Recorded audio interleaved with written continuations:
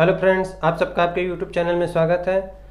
आज video start करें उससे पहले जिन लोगों ने हमारे चैनल को सब्सक्राइब कर लिया है उन लोगों को बहुत बहुत धन्यवाद, तथा जिन लोगों ने अभी तक चैनल को सब्सक्राइब नहीं किया है वो वीडियो के नीचे रेड कलर का सब्सक्राइब लिखा हुआ है उसको प्रेस करें जिससे कि हमारा चैनल सब्सक्राइब हो सके। तो चलिए स्टार्ट करते हैं आज का वीडियो। आज के वीडियो में हम पढ़ेंगे आयोनाइजेशन पोटेंशियल के बारे में। आयोनाइजेशन पोटेंशियल क्या होती है? The amount of energy needed to remove the outermost cell electron from the isolated neutral gaseous atom। किसी भी आइसोलेटेड न्यूट्रल गैसेस एटम के आउटर मोस्ट सेल में जो इलेक्ट्रॉन होता है उसको रिमूव करने के लिए जितने एनर्जी की हमको आवश्यकता होती है उसी को हम बोलते हैं आयोनाइजेशन पोटेंशियल और आयोनाइजेशन एनर्जी। तो यहाँ पहले हम देखेंगे आइसोलेटेड न्यूट्रल गैसेस एटम क्या होता है। आइसोलेटेड शब्द का मीनिंग हम लोगों को कोरोना काल में अच्छी तरीके से समझ में आ चुका है। आइसोलेटेड मतलब किसी भी व्यक्ति को या किसी भी चीज़ को अलग थलग कर देना, मतलब अलग कर देना, अलग रख देना, उसी को हम क्या बोलते हैं? आइसोलेटेड, जिसका बाहर के लोगों से कोई लेना देना न रहे। उसी प्रकार एटम में भी कोई आइसोलेटेड गैसेस एटम होता है, जैसे कोई एटम हमारा ए, तो इसके बाहर के अगल बगल के एटम से कोई मतलब नहीं होता, ये सिंगल आइसोलेटेड गैसेस एटम होता है। ठीक, तो मान लीजिए हमारा क्या है, ए एक आइसोलेटेड गैसेस एटम है। ठीक, तो इसमें से एक इलेक्ट्रॉन रिमूव करने के लिए जो एनर्जी, ठीक, एनर्जी मान लीजिए क्या है हमारा एनर्जी है,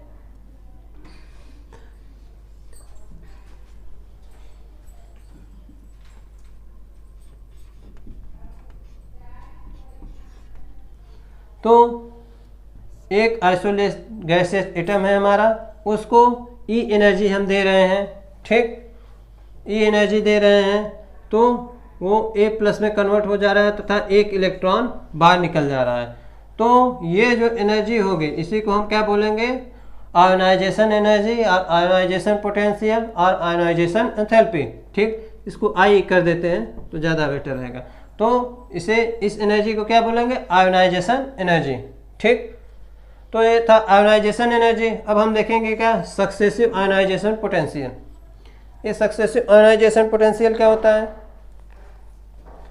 किसी भी एटम से जब हम एनर्जी देते हैं तो इलेक्ट्रॉन क्या करता है? 1 बाय 1 निकलता है। ऐसा नहीं होता है कि एक साथ 4-5 इलेक्ट्रॉन निकल जाएं।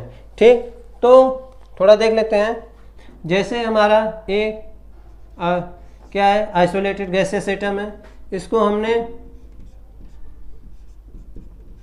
I1 एनर्जी दिया तो इसमें से एक इलेक्ट्रॉन निकला। ठीक, इसी प्रकार जब ए प्लस गैसेस एटम है, ठीक, इसको हमने I2 एनर्जी दिया तो ये A+2 में कन्वर्ट होगा और एक इलेक्ट्रॉन निकल गया इससे बाहर। ठीक, इसी प्रकार A+3 वाले से होगा,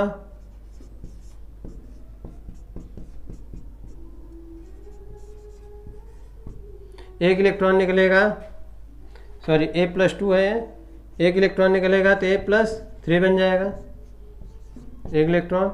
इसी प्रकार हमारा A+3 से एनर्जी देंगे I4 तो ये हो जाएगा, 3 से निकलेगा एक इलेक्ट्रॉन तो +4 बनेगा, एक इलेक्ट्रॉन बाहर हो जाएगा। मतलब फर्स्ट इलेक्ट्रॉन निकालने के लिए किसी आइसोलेटेड गैसेस एटम से जो एनर्जी देंगे उसे हम क्या बोलेंगे? First ionization energy. ठीक, इसी प्रकार किसी एटम से सेकेंड इलेक्ट्रॉन निकालने के लिए जो आयोनाइजेशन एनर्जी देनी पड़ती है उसे हम सेकेंड आयोनाइजेशन एनर्जी बोलेंगे। इसी प्रकार थर्ड इलेक्ट्रॉन निकालने के लिए थर्ड आयोनाइजेशन एनर्जी और फोर्थ इलेक्ट्रॉन निकालने के लिए फोर्थ आयोनाइजेशन एनर्जी। ठीक, ये था हमारा सक्सेसिव आयोनाइजेशन एनर्जी। अब हमारा नेक्स्ट है order of successive ionization potential और एनर्जी। तो ऑर्डर क्या होगा? ऑर्डर समझने के लिए देखते हैं एटम का स्ट्रक्चर। ए न्यूक्लियस है, एक सेल है, ए सेकेंड सेल है। ठीक, आउटर मोस्ट सेल, इसमें एक इलेक्ट्रॉन है। ठीक, न्यूक्लियस इफेक्टिव न्यूक्लियर चार्ज से उसे अपनी ओर खींचे हुए हैं। ठीक, अब हम इसमें IE1 एनर्जी दे के एक इलेक्ट्रॉन क्या कहते हैं, इसको रिमूव करवा लेते हैं। एक इलेक्ट्रॉन बाहर आ गया हमारा, ठीक, एक इलेक्ट्रॉन बाहर आ गया और कितना एनर्जी लगा हमारा, IE1, ठीक, यानी फर्स्ट आयोनाइजेशन एनर्जी। अब हम देखेंगे इस एटम में पहले जितने इलेक्ट्रॉन थे उतने ही प्रोटॉन थे। अब एक इलेक्ट्रॉन निकल गया तो मतलब यहाँ पे प्रोटॉन इलेक्ट्रॉन की तुलना में ज़्यादा हो गए, ठीक। जब प्रोटॉन इलेक्ट्रॉन की तुलना में ज़्यादा हो गए तो अब जो सेकेंड वाला इलेक्ट्रॉन है उस पर इफेक्टिव न्यूक्लियर चार्ज, ठीक, यानी अट्रैक्शन न्यूक्लियस का पहले की अपेक्षा ज़्यादा अच्छा है। मतलब ये इसको ज़्यादा फोर्स से पकड़े हुए है। जैसे हम लोग किसी भी चीज़ को पकड़े रहते हैं तो अगर उसको छुड़ाना रहता है तो अगर कम फोर्स से पकड़े हुए हैं तो उसे इजीली कोई बहुत कम एनर्जी देकर उसको छुड़ा ले जाता है, ठीक। लेकिन जब हम ज़्यादा फोर्स से उसको पकड़े हैं तो उसको छुड़ाने के लिए एनर्जी भी ज़्यादा देनी पड़ेगी। उसी प्रकार यहाँ आउटर मोस्ट सेल में जो न्यूक्लियस है अब पहले की अपेक्षा जो इलेक्ट्रॉन है उसको ज़्यादा फोर्स से पकड़ा हुआ है। अब इसको छुड़ाने के लिए इस इलेक्ट्रॉन को मतलब इससे बाहर निकालने के लिए पहले की अपेक्षा ताकत ज़्यादा देनी पड़ेगी। ताकत ज़्यादा देने की मतलब है यहाँ जो फर्स्ट आयोनाइजेशन एनर्जी है वो कम था और सेकेंड आयोनाइजेशन एनर्जी ज़्यादा होगी, ठीक। इसी प्रकार जब सेकेंड वाला निकल जाएगा, सेकेंड आयोनाइजेशन एनर्जी यानी सेकेंड इलेक्ट्रॉन निकल जाएगा तो यहाँ पे प्रोटॉन और ज़्यादा बढ़ जाएंगे इलेक्ट्रॉन के कंपैरिजन में। तो यहाँ पे थर्ड आयोनाइजेशन एनर्जी उससे भी ज़्यादा होगी, ठीक। इसी प्रकार फोर्थ आयोनाइजेशन एनर्जी और ज़्यादा होगी।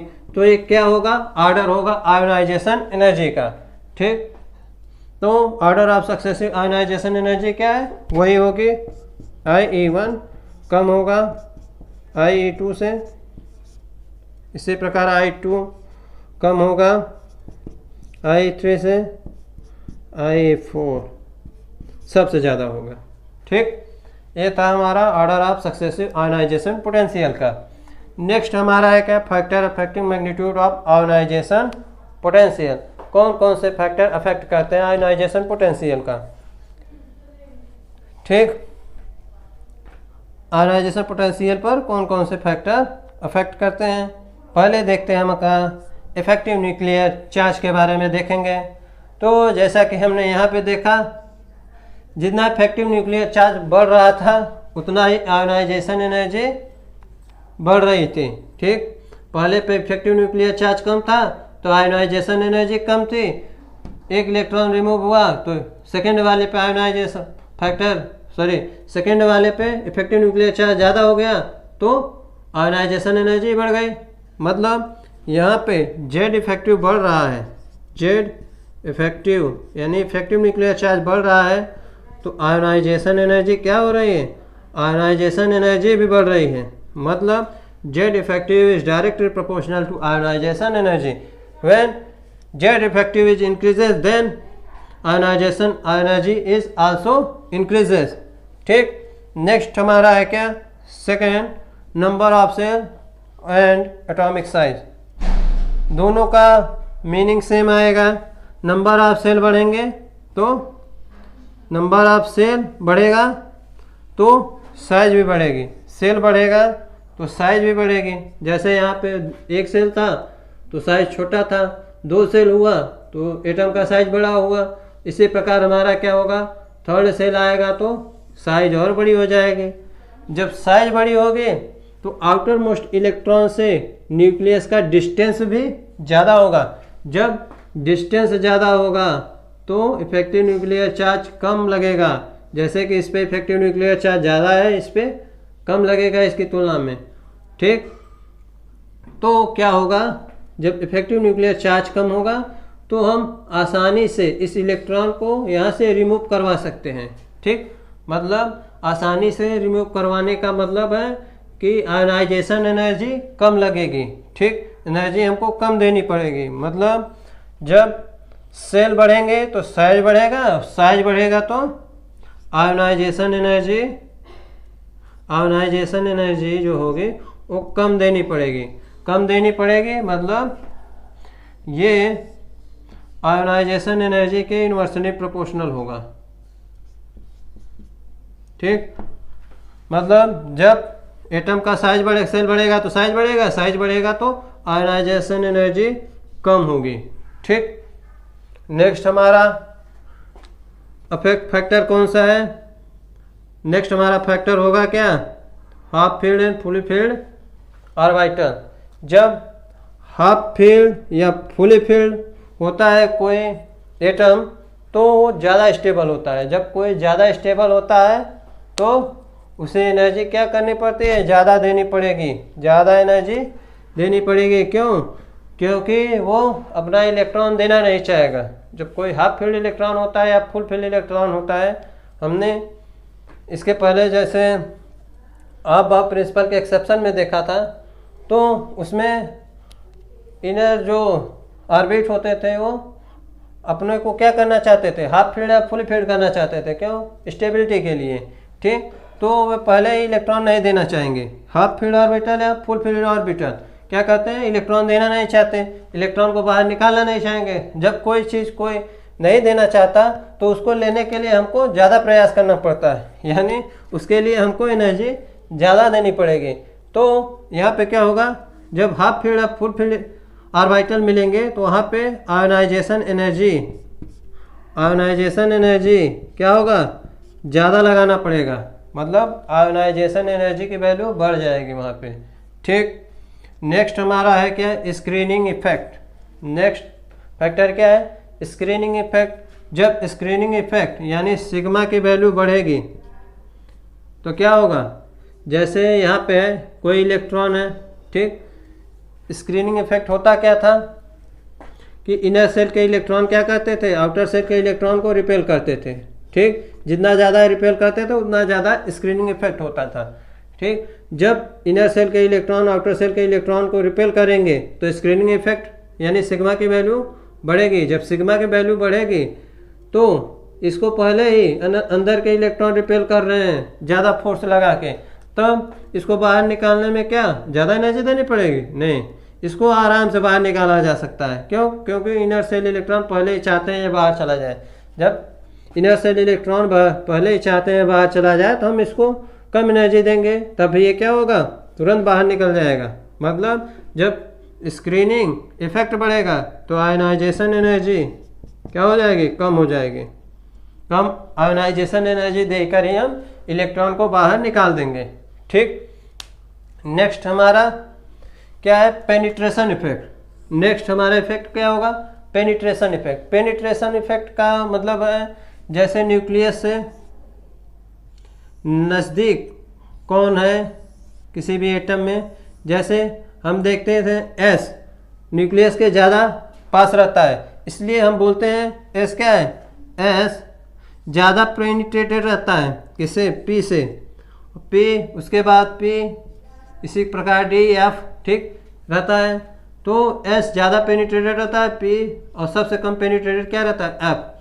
जो ज़्यादा पेनिट्रेटेड रहता है उसे न्यूक्लियस के पास ज़्यादा रहता है एस। एस न्यूक्लियस के पास ज़्यादा रहेगा तो एस से इलेक्ट्रॉन निकालना ज़्यादा मुश्किल है। एस से जब इलेक्ट्रॉन निकालना ज़्यादा मुश्किल है, एस से इलेक्ट्रॉन निकालना ज़्यादा मुश्किल है, तो एस से इलेक्ट्रॉन निकालने के लिए जो आयनाइजेशन एनर्जी होगी वो ज़्यादा लगेगी पी की अपेक्षा। पी की आयनाइजेशन एनर्जी एस से कम होगी और डी से ज़्यादा होगी।